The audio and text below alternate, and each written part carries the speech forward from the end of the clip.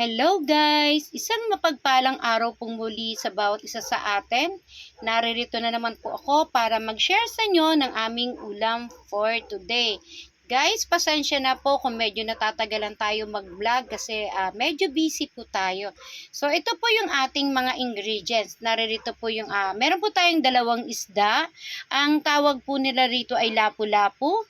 Meron po tayong bawang, sibuyas, luya, carrots, bell pepper, at leeks. Gagamit din po tayo ng mantika para sa ating pamprito at iba't ibang pangpalasa. So guys, stay tuned para sa ating pagluluto. Meanwhile, So yun guys, mag-start na tayo. Maglagay na tayo ng mantika.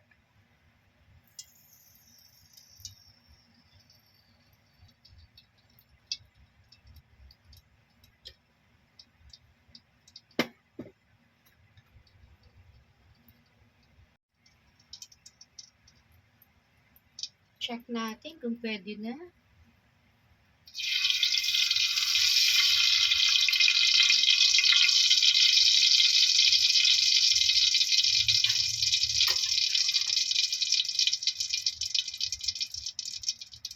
Konti pa.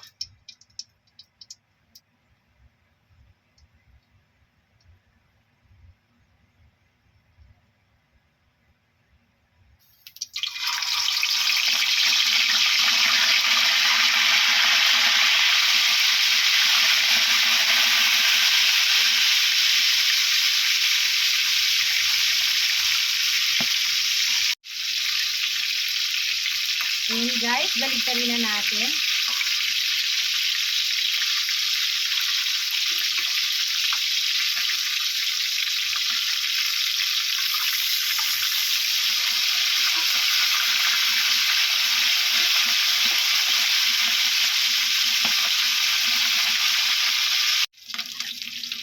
ayan guys, ito na siya. Patay po muna natin yung ating kalan. At siya po ay ating hangin.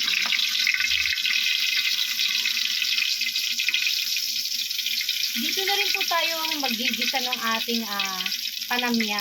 Babawasan lamang po natin yung kanyang mantika.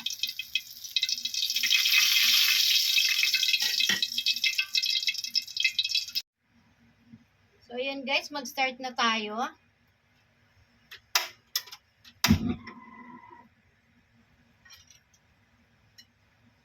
Dito rin po sa pinagprituhan natin, binawasan ko po siya ng mantika and then maglalagay lang tayo ng butter.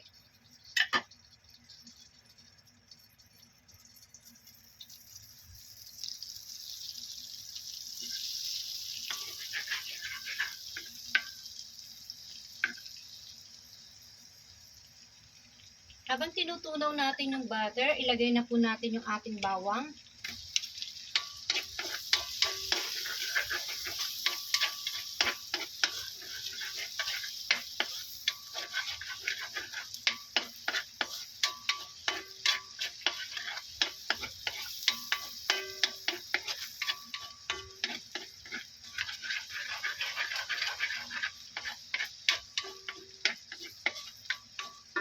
Ating luya.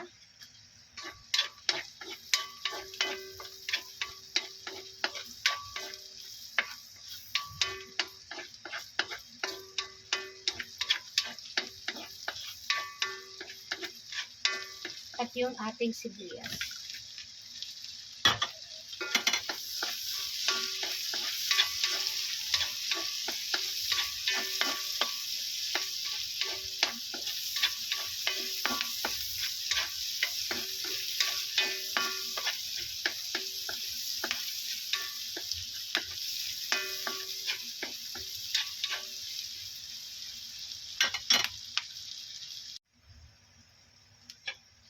Lagay na rin po natin yung ating siling pula. Isa lang po yan. And then, isunod din natin yung ating carrots.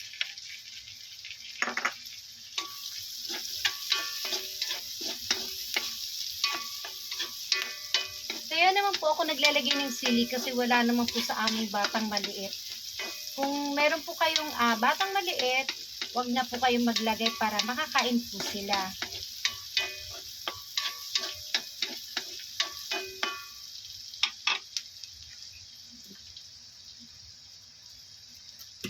Lagyan din po natin siya ng isang oyster sauce.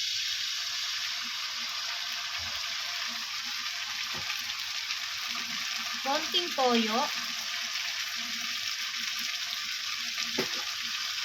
Paminta. At saka po yung ating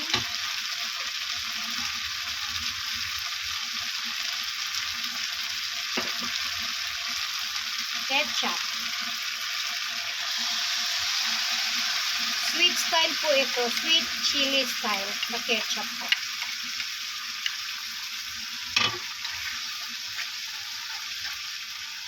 Nalang po natin ng konti yung ating apoy.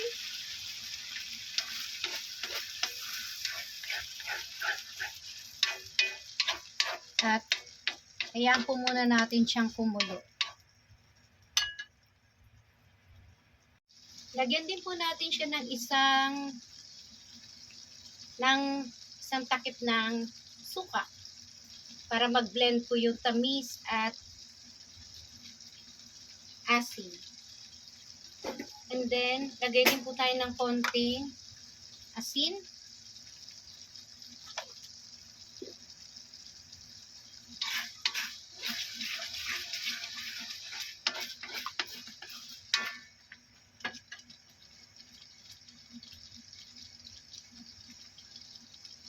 Lagay na po natin yung ating bell pepper.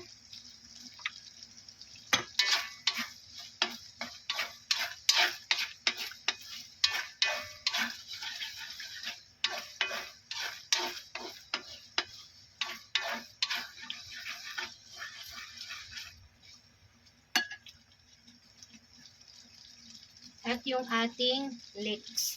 Lagay na po natin.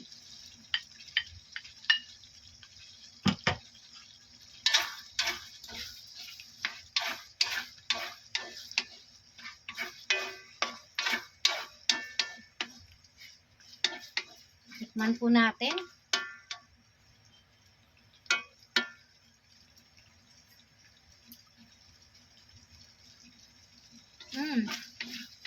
Ang sarap na po niya. So, ganito lang po siya ka-easy. And then, patay na po natin yung ating kalan. Thank you!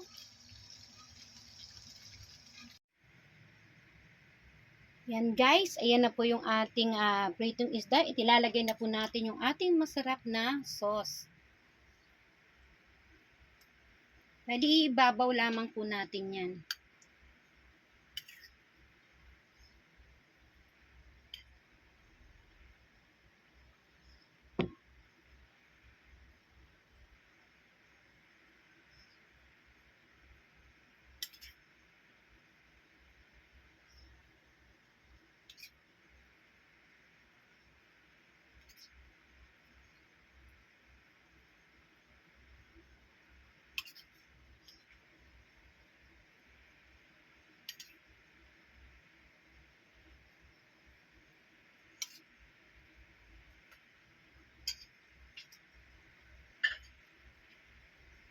So, ayan guys, yung ating masarap na, yung ating pritong isda, nilagyan natin ng masarap na at simpleng sauce lang, pero tingnan nyo, parang pang-restaurant lang po siya. So guys, kung nagustuhan ninyo ang channel kong ito, please like, share, and subscribe.